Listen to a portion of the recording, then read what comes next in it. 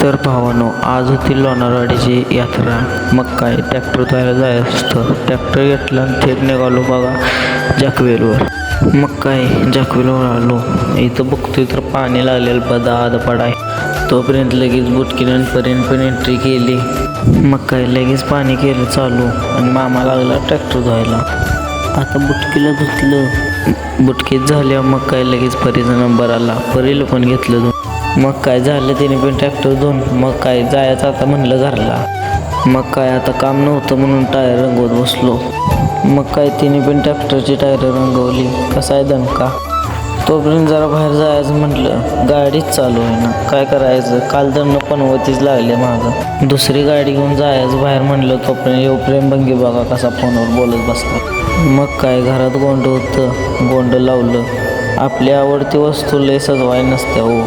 बाकी काय विषय नाही, माणसांची नजर लागते. मग काय झाली आता सगळी तयारी. आता म्हणलं जरा देवाला जाऊन यायचं.